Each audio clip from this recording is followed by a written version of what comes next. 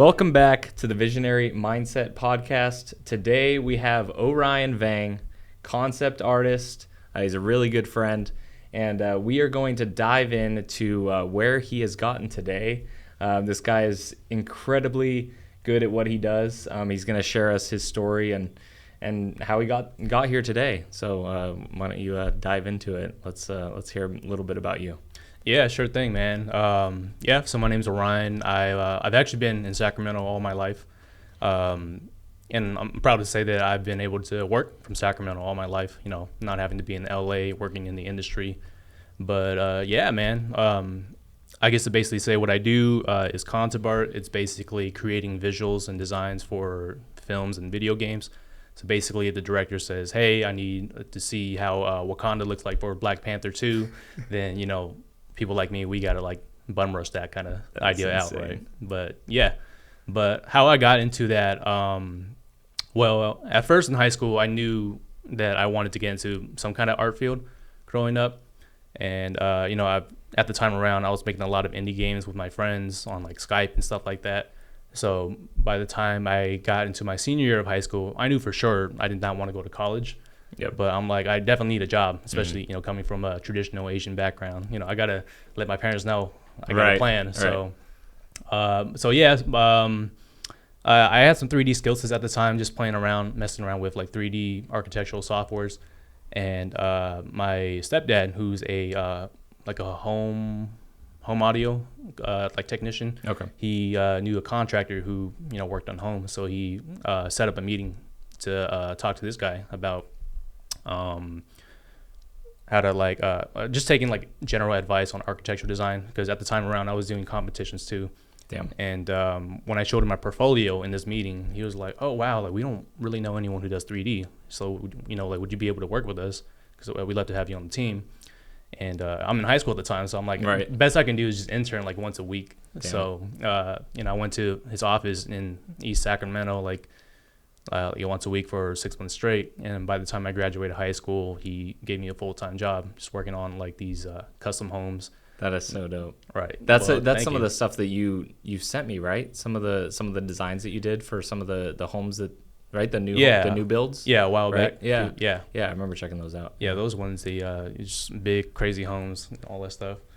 But yeah, I did that for a while, and along the way too, I met some people who worked in animation in video games, and I'm like, oh man, like this is basically the same thing that I do, but budget's bigger, limitations pretty much boundless. You can create the most expensive design, and it wouldn't cost too much money to build it in 3D. So I'm like, okay, this is what I want to do and try out. So I had to actually quit my job at the firm. Well, not technically full time. I quit full time, but I switched over to like a part time freelancer. Got it. And for a whole year straight, I just started practicing concept art. Just grinding on YouTube videos and just shutting out my social lives for like a whole year. And by the time a year passed by, my work was decent enough to catch my friends' attention, and they were like, "Hey, we have an opening. Why don't you come work with us on a show?" And which show was this? This is called Superbook. It's a biblical CG show. Nice. It's produced by a Christian company. And at the time around too, like I didn't know much about it, so I was like, "Oh, okay, it's just a kids show. I'll work on it." And then when I turned in my first assignment, they were like, "Oh, this is pretty cool stuff." And you're like, "You should give yourself a pat on the back, because everyone on the show is like got 15 years under their belt working for Pixar and Disney." And I'm just like, "What the heck?" I'm like, "How old are you at this time?" I was like 19, maybe. Dude, that is insane, bro. I was pretty wild too, because I'm like, "You guys are crazy for giving me this kind of job." So I'm like, "But all right, I'll try my best and work hard." Right. But yeah, that is incredible. That is incredible. Thank you, man. 19 years old, bro. And you're just astonishing these. I mean, you guys got to check out the work that he does. I mean, it's like the stuff that you produce, it's like somebody that has 20 years experience. Oh, like, I appreciate it, man. It's crazy. It's crazy. It takes a lot of time that goes into it. I mean, when you started, probably I was probably working at the car wash in high school. So, oh man, I mean, obviously I was doing some media stuff, and I was getting started, but That's awesome, man. You grinded it out. Oh yeah, no, I'd say I'm pretty lucky too, because man, like there's so much you can find on the internet nowadays. Right. So if you go through one rabbit hole, man, it takes you into a whole new path, and you're just like super tunnel vision. Was there a lot of videos like to watch on YouTube that helped you out, even in the space? I mean, I feel like the space just doesn't have a lot of people. I feel like you're kind of one of a few, right? Compared to like, there's a shit ton of photographers, right? But there's not a lot of concept designers. So at the time around, like I said, like it was I was very lucky, because this was the time when all these veteran artists were starting to do their own YouTube and social media. They were trying to pave a new way for the industry. Right. And so by the time I found this guy's YouTube channel, who like he's got like 20 years under his belt, he's worked on Transformers, all this stuff, worked with like big time directors, and you just had like 60 videos by the time I saw his channel. Wow. And I'm just like, oh man, like what the heck? Like you can do all this stuff. So then I only had to watch one video, and I was already sold. This is like what I wanted to do. Yeah, this is it. Yeah, and then at the time too, everyone started catching on what he was doing, so they started making their own private Facebook groups, their own YouTube channel, and they would even do live streams where they would interview other industry veterans, and then you're just like blown one week after another, and then you're just like, man, I want to do what he does, and then it's just snowballs from there. Right. So you've basically just been working from home then for this amount of time. Does it get wearing? It does. Sometimes? It definitely. Yeah. It's crazy and ironic because. Sorry. I was just gonna say it's such a good thing not having to like go out to a job all the time and like be at the comfort of your home. But I'm sure that there's some limitations and things that kind of make it hard. But yeah, because like what you do, right? You go out, you interact with your clients and customers, and you work with them, right? It's almost collaborative in a way. For me, at this point, like I've always liked working from home. It's great. You save money on gas and all that stuff. But funny enough, by the time the pandemic hit, when we all had to stay home, that was a time where I wanted to go out and travel and work and all that stuff. Yeah. And I'm like, I'm finally ready to get out. I got the money saved up, and then all this stuff happened. So I'm like, I got to work from home again. All right. But man, there's always ups and downs. Man, the grass is it's never greener on the other side. I mean, I guess you just pick and choose your battles. Yeah. But for me, I do enjoy the convenience, but not being able to interact with coworkers or being in a studio environment kind of stuff, or just having that, especially when you're creative, right? You feed off of each other's thoughts, and like if you say one cool idea, that inspires me to come up with another cool idea, and we just bounce off each other. Right. So that thing that I do miss a lot, and when you have that screen between you and that other person, it kind of does cut that off. Right. So do you ever? I know you have big goals, and I know you want to build a team. So do you see yourself? Is there a 3-year plan, a 5-year plan, and to where you see yourself, starting your own studio, getting people, getting a location? Where do you see yourself in the next 3 to 5 years? Yeah, man, it's a interesting question because I mean, I'm pretty sure a few people know, but Sacramento is kind of on the rise with building some kind of industry here, right? So for me, I mean, especially working from Sacramento all my career, in the short term, I want to start a school here, or some type of training program where I can teach local artists here how to, have the skill set and the attitude to work in the industry. Nice. So that way, I can help develop a workforce here, while at the same time we have people like you or our colleagues who are building job opportunities. Yep. So by the time they have the jobs ready, we also have the talent ready too, and we can do things hand in hand. That's amazing. So is school, what age are you, like, when do you want to, what age group are you wanting to kind of get them started? High school, I'm assuming? Yeah, high school for sure. High school is maybe even middle school too, depending on how serious they are. But yeah, high school is around the time when they want to figure themselves out. I'm pretty sure a lot of artists, they want to make a career out of it, but they don't really know where to go to for that stuff. Right. Because, they assume that teaching is probably the only route that they can take. Right. But No, man, I mean, in the industry, there's plenty of work to do.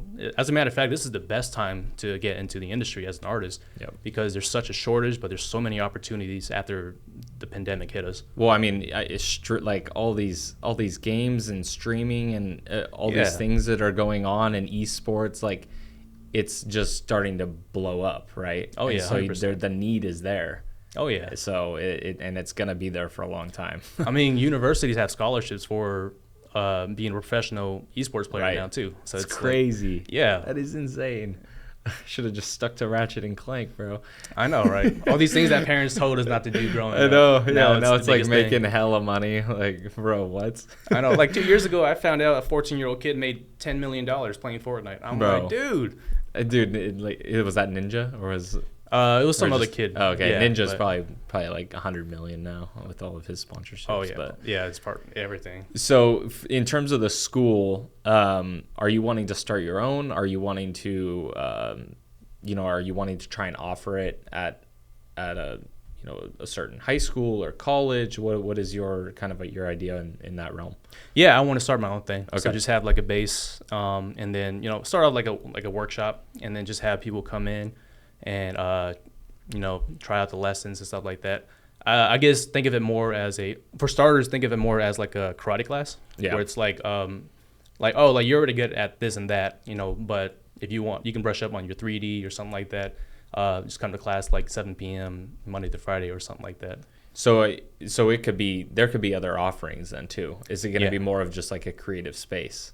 Yeah, it could be that too. I mean, I'm glad that you brought that up too, because it's also a workspace where they can learn, and then hopefully I can find some sort of studio space that has rooms for people to come in and learn. Right, because I was going to say like maybe there's people that are interested in working with you that maybe don't specifically want to go down, concept art, but something in the creative space that you could utilize the space for. Oh yeah. Build what location are you looking at? I know you're up in Marysville right now. So. I know. Yeah, I'm up in Marysville. I want to come back down to Sacramento for sure. Yeah. But I think Arden has a good area too. Anywhere else that's like nearby. I mean, I feel like downtown would be a good space, but I do know it's been kind of crowded. But anywhere that's a little bit developed, but close enough to where it's convenient for people to come by too. Yeah, but maybe you can, if one of the spots opens up next to me, maybe. Oh, okay, there we go. Yeah, then I'll just blast music next door every day. Be like, hey, I know he's working right now, bro. He's over there playing Eminem or something like that. That's dope. Is there anything else in the works besides the school? Like what company are you working with right now, if you can share? I know you've bounced around with a few big companies. If you wanted to share, you can name drop some of those. But yeah, for sure. Fortunately for me these days, I only stick to 2 companies. One is Sony PlayStation, and the second one is the Christian Broadcasting Network. Sheesh. And I stick with these 2 because they have a lot of jobs to come around. And at the moment, I am full time with the Christian Broadcasting Network. Just working on animated features and stuff like that. And and the cool thing about Sony too is that we have a work relationship where if I wanted to work with them for 3 months, I can work for 3 months and then just take a break for 6 months or a whole year. That's awesome. Yeah, and if I ever want to make extra money, or they need some help, then there's always a project for you. Yeah, there's always something going. Yeah, that's awesome. But yeah. So I want to take a little step back to kind of the beginning. I know you mentioned that you knew you wanted to start in concept art, concept design, but what would you say is like the defining moment that made you're like, this is it? Oh yeah. Like was it super early on? I mean, the creative space, because I mean, obviously when I was like 4 or 5 years old, I grew up on my uncles playing Final Fantasy or Call of Duty, right? So like I was always awed by, those, games with entirely new worlds and cultures and stuff like that. So that really got me huge into fantasy, and then that kind of threw me into the space of MMORPGs. And at the time around, I was playing Adventure Quest Worlds, and it's basically like a game for people who can't afford World of Warcraft and stuff like that. But I was on that game a lot, and I had some friends online that I would play with every single day, and one of them got us into doing YouTube with them, where we were doing how to do videos, tutorials, Easter eggs, and all that stuff. That's cool. Yeah, and I think after a year of that, we were like, dude, like, and I think there was like 10 of us at the time too. We were like, dude, we play games so much, why don't we try making our own? So that's how we got into the indie space, where we were making Flash games on Newgrounds and all that stuff. Damn. So we built a Twitter account for our company, and and then we had Newgrounds and everything like that, and we were building hype around our projects, because our idea was to create. We wanted to experiment with social media projects and gaming at the time, because no one was really doing it except for Facebook, but they weren't really pushing the games at the time. What year was this around? This was like around 6th grade to middle school. Okay. Yeah. So MySpace was big. Facebook was still a thing too. Yeah. Facebook had like Tetris and some games, but they weren't really pushing the integration that much. Yep. But for us, we're like, we want to make the social media a part of the gameplay with everything that we put out. So we made a bunch of mini games, and then we made some serious projects like RPGs, where they had like dedicated stories, or we also had like an MMO project.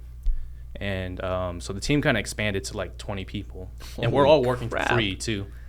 But it's because we're all just passionate people. We want to make games, and we just want to, yeah. So then we were just all grinding out, leading our own projects. And like every year we would always trade hats. Like one month I'd be doing animation, next month I'd be doing programming, all that stuff. And it was just for fun too. This is middle school. Yeah. You're doing this. Yeah. Bro. And like I was just glued to my Toshiba laptop all day, every single day. Just learning. Toshiba laptop too. Yeah. Oh, okay. Yeah. But yeah. And it's just crazy how we were running those softwares on that small laptop. Dude, that's how I feel. I was running After Effects. Like I did all these After Effects things. Dude, I do not know how that laptop handled some of the stuff that I created. I was like, and they don't make them like that no more too. Right. They're like the Nokias for laptops. Right. Now you're like, everything just fucking sucks. Like Premiere crashes on me, or After Effects crashes on me on a brand new Mac. It's like, or Photoshop always changes your hotkeys, and you're like, dude, right? Like, come on. Yeah, that's funny. Yeah, I mean that's how we were doing it at the time, and so for 2 or 3 years after that, by the time I got into like freshman year of high school, I think, or late middle school or freshman year, we finally released a website, and we had actually built up so much hype around it that traffic crashed our entire website on the first day. No way. Yeah.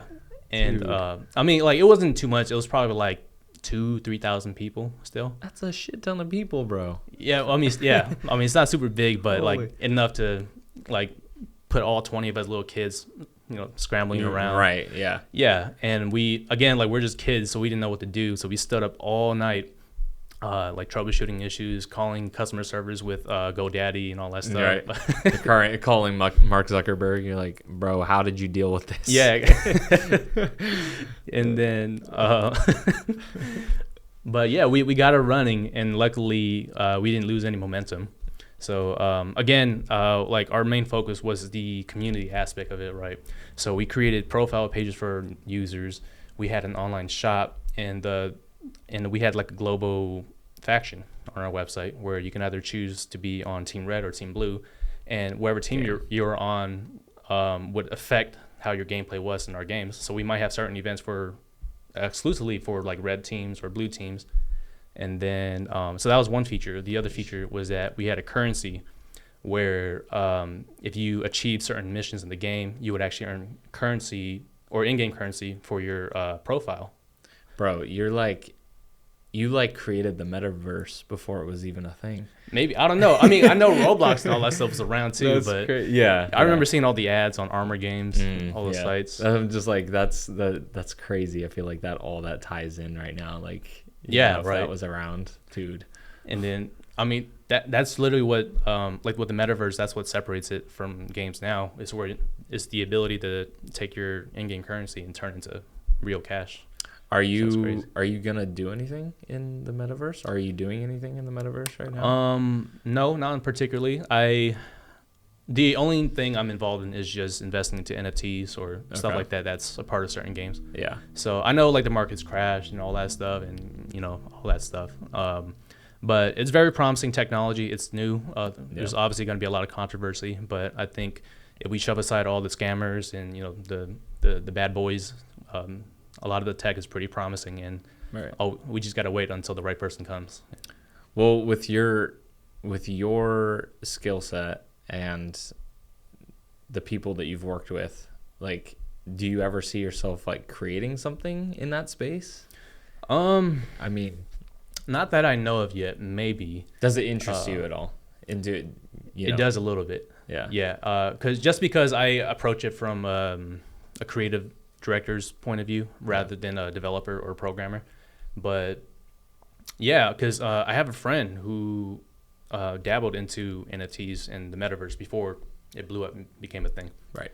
And for him, he spent years like on his social media just partnering with people and hyping up his project. And I think last year when he finally released his NFT project, sold out in 24 hours. He raised like $4.2 million in just 24 hours. I'm just like, dude, that's crazy for a concept artist. Dude. Because and that's really smart too, because it's crowdfunding, right? So not only do you have the fundings to develop the project and hire, steal all the talent in the world, you also have the backers, the market, you know how many people are interested in your project. Right. So now you can pitch this idea to even bigger studios with more money to produce an actual game. Damn. Or even films. I mean, a lot of people in the concept art community, they're doing that now too. Jeez. Where they're selling their comic books as NFTs and they're raising funds and they're building the community behind it. And now they're working with blockbuster Hollywood producers. There's so many streams of income, I feel like, within the space. Oh yeah. There's so many I mean, you can start doing films, you can do apparel, like there's so many different things that you could do with it. Oh yeah, and even with games, it makes even more stuff. Like kind of like what we dabbled into for a bit, a couple months ago, where not only can you make you can make money by mining stuff and stacking up in-game resources and selling them, but you can also hold on to the NFTs that you're buying, right? And you can wait until the value goes up to resell it again too. Right. So there's so many ways to make money off of that. Trade it with people for other NFTs that go to other games, and you're just like in this. Yeah. You have your wallet where you're in a sphere of all these different avenues that you can take and make money off of it. Oh yeah, 100%. Or lose a lot of money off of it, like I did. No, yeah, me too, man. But it's rough times. Mark is down. It's rough times. Yeah, it is. Actually, I haven't sold my NFTs, so technically, I haven't lost yet. Yeah, I mean, you don't lose until you sell, right? So. We need wax to go up, Farmer's World. I know, and we trust the developers. They've been kind of quiet, but they might come back. Bro, I went on their Discord. I went on Farmer's World Discord.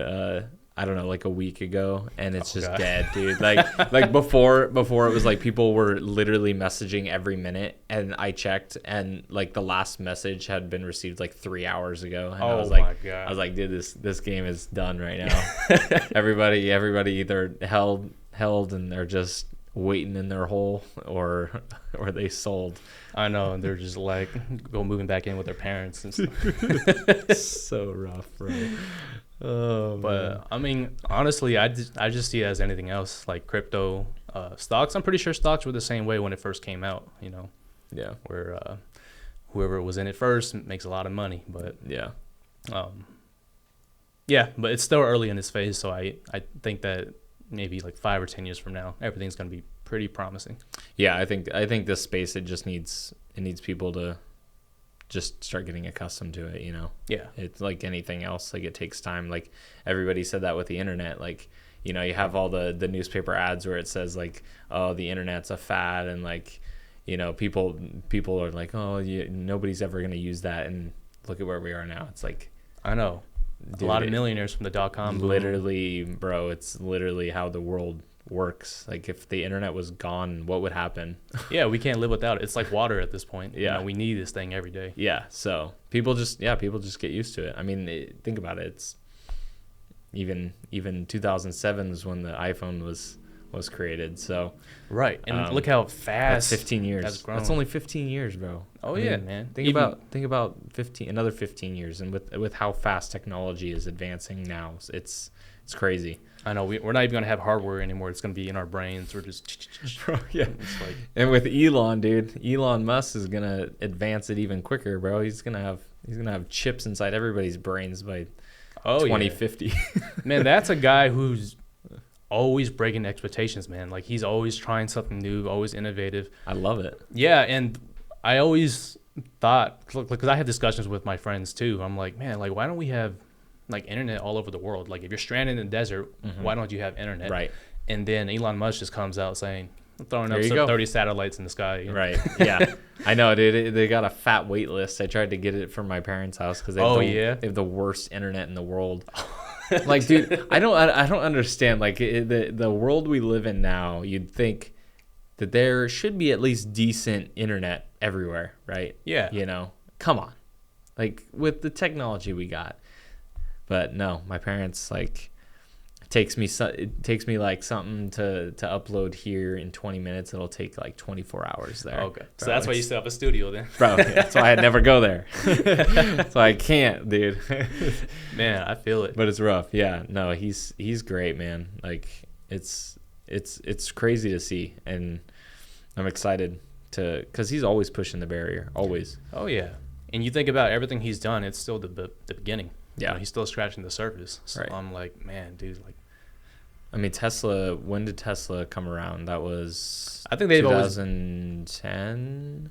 I think when he popularized it, because I did hear, I don't know too much about it, but I did hear that before he took over the company from other people. But and that was after he sold PayPal and all that. But yeah, I didn't really start hearing about Tesla until like 2010, 2012. Right. So, and then, man, all these things he's done now.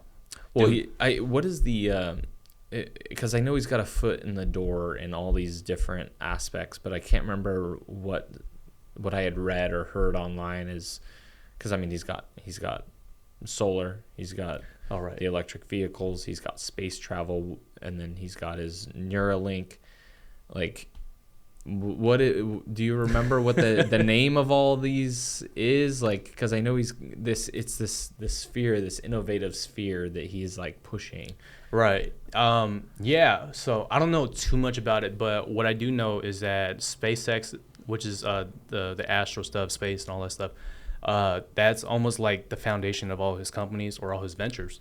Because I didn't know this at first, but I guess when he was trying to build the first Tesla car, or what we have today, he couldn't shape metal parts the way he wanted to. So using SpaceX's teams and resources, they created a new element. Damn. Which is crazy to think. Some Iron Man shit. Yeah, created a whole new element just to bend this metal the way they want it to be. And now they have one of the safest cars in the world. Wow. Or one of the safest moving computers in the world. So that's what SpaceX pretty much does. SpaceX created an element that is now used in Tesla. Yeah. So what is the element? Do you know what it's called? No, I don't know. So it's not aluminum. I don't think it's aluminum. It might be. I think it's an alloy. It's just a mixture of different elements. Right. But maybe it might not be an element. I think it's a molecule. But again, like, I'm not an expert. These are things that I've just read and heard about. But that's sick. I didn't even know that. So that's cool. Yeah. I mean, by all means, go research it yourself. And tell me that I'm wrong. But I mean, it's just again, like, just to say how smart and like impressive this guy is. Yeah. That he's gone out to that extent. Well, it pushes me, dude. I mean, you know, you look at these people and you're like, damn, bro, these guys are changing the world. Like, what the fuck am I doing? Yeah, right. You know? Same with I'm me. Sure, I'm like, man, like, all these guys are on the frontier, you know, bettering the lives of, you know, society and all that stuff. And, you know, dude, like, not only is he fixing traffic in LA and giving internet to people all over the world, but he's also trying to make human life multiplanetary. You know, he's trying to start a new life in Mars, which is smart. Insane. It's smart. Yeah. Because Earth, who knows? You just don't know. You just don't know. How long is Earth gonna? I mean, we don't have the resources. There's just so many goddamn people. It feels like Sacramento's already been being taken over. So I don't know, dude. The highways now, they split it up with barricades. Bro, like LA. I'm dude, like, Yeah, it's been getting worse. I feel like. Oh yeah, because it started at like a small barricade, and then it splits even more and more. I'm like, dude, how long does this construction take? right. Come on, man. Yeah, because me being in Marysville for so long, Especially when you haven't been down here much. Yeah, dude, I forgot about carpool lanes, dude. So when I was on the way to your studio for the first time in a while, I was like, what the heck? There's dividers now? I feel like I'm driving in LA. So I'm like, it's crazy how crowded it's getting here. Yeah. So that just plays into the part that we need to be able to advance and adapt, because who knows what the world's going to be like. We're not going to be able to see it. Our generation's not going to be able to see it. I would say the Earth probably has what would you guys say, 4 to 5 more generations before it's resets. Yeah, I'd say like a solid like 4 to 500 years before there might be like some catastrophic shit going on. Yeah, it's got to be at some point. I mean, I hope Roman not. Empire. Yeah, I hope not too. Yeah. You know, I want my kids to hopefully have it better than me. Yeah. But yeah, I don't know, man. I mean, Roman Empire fell too. They were the U.S. at their time for the longest time. Right. I mean, I don't know. It might be different too, because technology is making everybody more aware now. Right. So, I mean, even if you look at geopolitical stuff nowadays, Putin's kind of fighting the old war. I mean, not to get political, but he's fighting the old war. Right. But these days, most countries, it's not even about sending troops out and killing people anymore. It's cyber warfare. Right. Yeah. You know, just ruining people's infrastructures and stuff like that. But yeah. I mean, it is crazy. Now. Even just when all of that, you know, was really going on a couple of months ago. It's crazy how social media kind of takes over. 100%, man. I mean, you kind of wonder what Zuckerberg thought when he first made Facebook out of his college bedroom too. Yeah. Like, did he think he was going to impact the world the way he did? Right. Yeah. Man. He just wanted to connect people in his college. Yeah, exactly. You know, I want to see how my family's doing while I'm away or something. Right. Yeah. But now it's seen. Now they're sweating him in the courtroom. I love it. Something that I think we may have mentioned previously when we talked was AI, and I know you have some things to say about that. So yeah, why don't you give your thoughts about where it's going? Yeah, I mean, first of all, I want to say people lie to me, man, because at first they were saying, because you probably heard it too, where they're like AI, oh, it's gonna take over manual labor first, you know, like non-cognitive jobs and stuff like that. And then artists and creative stuff will be the last to do it, and then we're the first ones that they come and take over. So we're just like, come on, man. But at the same time too, because a lot of people, they're scared, right? Especially if they're still trying to break in the industry. They're kind of scared that everything that they've worked hard for is starting to become mundane. You know, they feel like they're going to lose their jobs. So what do you mean for AI in the creative space? What have you seen that's kind of been taken over? So illustration for one. Okay. So for example, we have this new app called Midjourney, and there's a bunch of others too, like Dolly, that's on the rise too. But with Midjourney, for example, you can say, I want a fantasy landscape of Matthew's studio with Matthew dressed up as a knight and all that stuff. He's got a sword and shield, on a horse, you know. And he's got Princess Diana on the side and fighting a giant monster called Pedro, right? And if you hit enter, it's going to create a realistic painting of that right off the bat. And it looks so damn good, to the point where it's already taken the job like 70% of the way. You just have to touch it up. Yeah. So you've seen this in real time, like I use it for work, man. Oh my God, what? So, and what's crazy is that you can create multiple iterations of that image. So you can say, I want this in a photograph style. It's gonna look like a photograph. I want it to be painterly, like Picasso. It's gonna look like a Picasso painting. Yeah. It's all within the click of a button too. Dude, that is effed up, bro. Yeah, it's crazy, man. And a lot of people are scared. We're like, man, we're gonna lose our jobs. Yeah. But in my experience, especially working with directors and getting them involved in using the process too, we see it more as a tool that's gonna help us make better stuff. Because now that we Because, you know, at first, or how our process works is that the director says what they want. We sketch it out, pen and paper. And then once they approve it, then we kind of clean it up in 3D or in Photoshop to make it look realistic, to kind of like marketing images, right? We sell the idea of it. Right. But in this case now, we just click a button with what the director wants, and it gives you the full final look right away. And it gives us the ability to make bolder choices now. So now we're like, oh, this idea we would have never thought about unless we spent a whole year on it. So now we can jump on it and improve upon the idea. It takes a lot of the legwork out. Yeah, it does, Yeah. 100%. Yeah. And so I think with that being the case, we're not going to, yeah, it might take away certain simple jobs, but it's going to create new jobs in the long run. It's just going to make things happen quicker. I mean, Yeah, there's 100%. just going to be more things that are going to be coming out quicker. Yeah, and the beautiful thing too is that I also think that we're going to be, or like artists are going to be able to create their own projects from start to finish just by themselves or with a small team. Damn. And well, like, yeah, maybe we might have less jobs, but artists are going to be able to have the opportunity to become their own employer at this point. They're going to have their own, like, for example, with comics, right? If you don't have to hire an artist and you're a writer now, and you know you can just learn some basic art skills, you can just do all that by yourself now. That's crazy. And a lot of people are already doing that with films. You know, they're using Blender 3D to create their own CG animated films, and it looks just as good as like Star Wars and stuff like that. Yeah. So are you scared, because this just came to mind, like with this technology there's probably going to be a lot more people that enter the space 100%. soon, so that's going to create more competition. Yeah, so it's going to saturate the market for sure. Yeah. What do you think about that? What do you think might happen?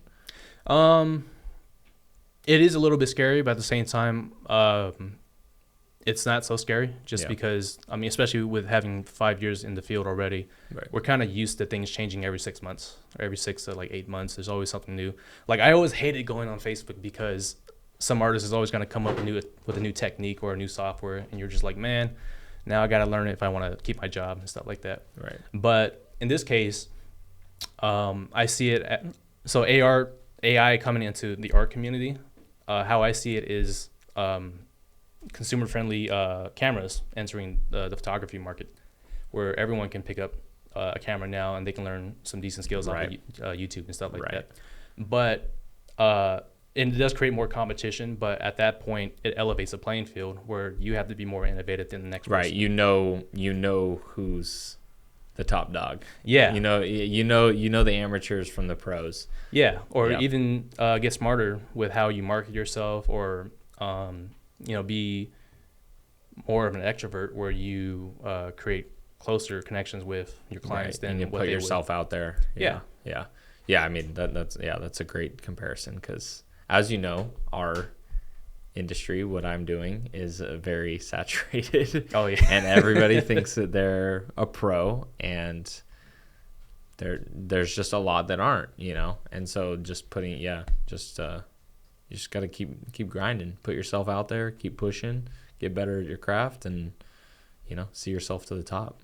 Yeah. And it could even evolve too. Like growing up, people would always say, oh, don't get into graphic design, it's a dying industry. But how I saw it was that it was evolving into something new. You're not designing logos no more, you're creating user experience.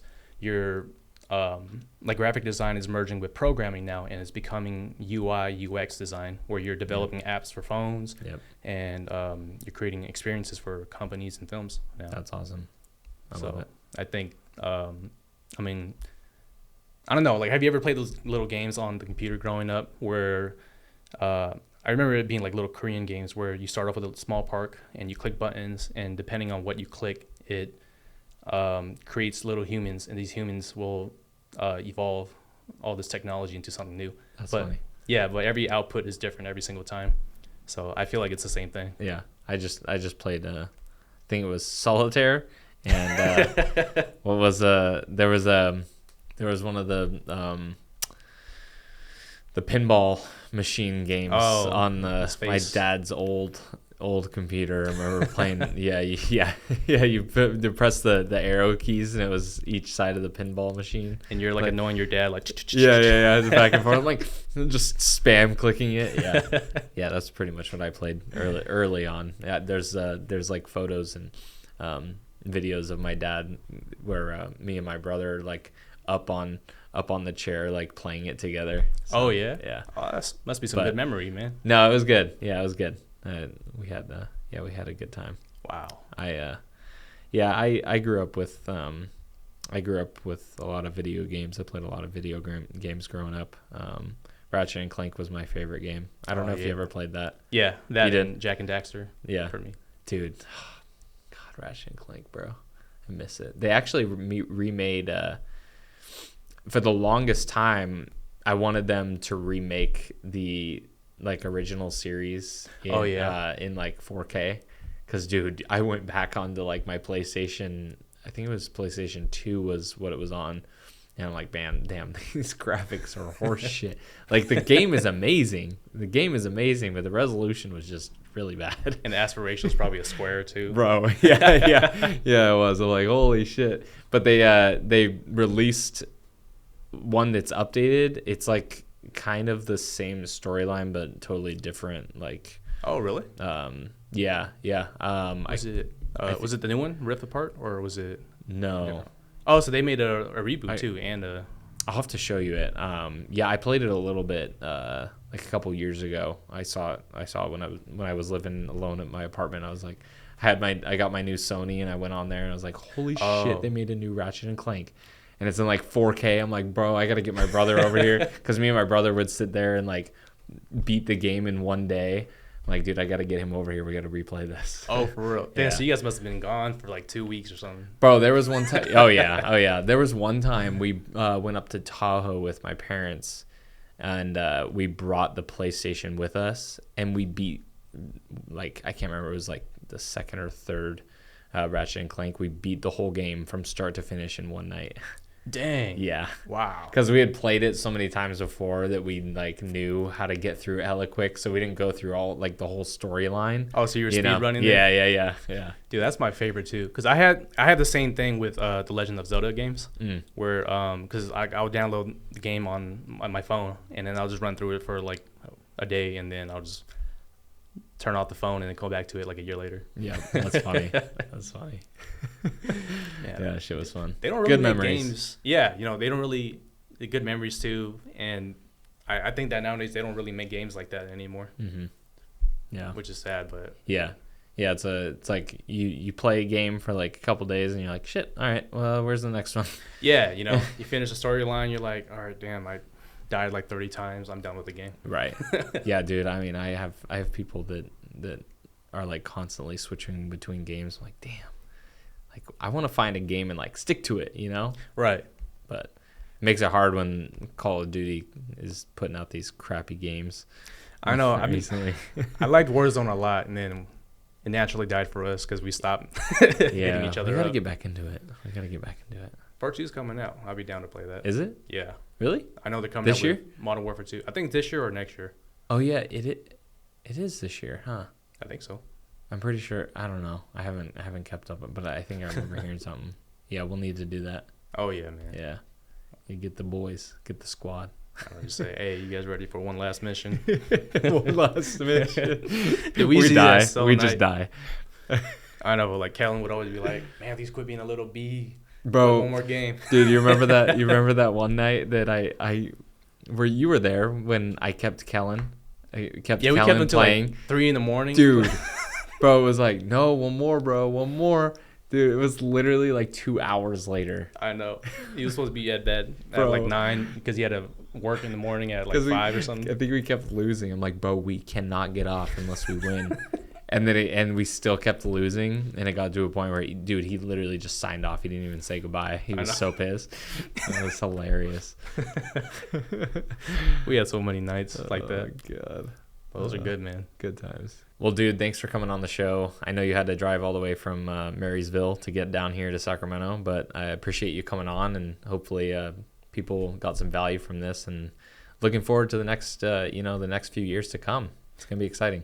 Yeah, for sure, man. If anything, I appreciate you bringing me on. This is really fun, and you know me. I'm always happy to see you guys. So Yeah, always. We'll have to do another one soon. So for sure. thanks, guys.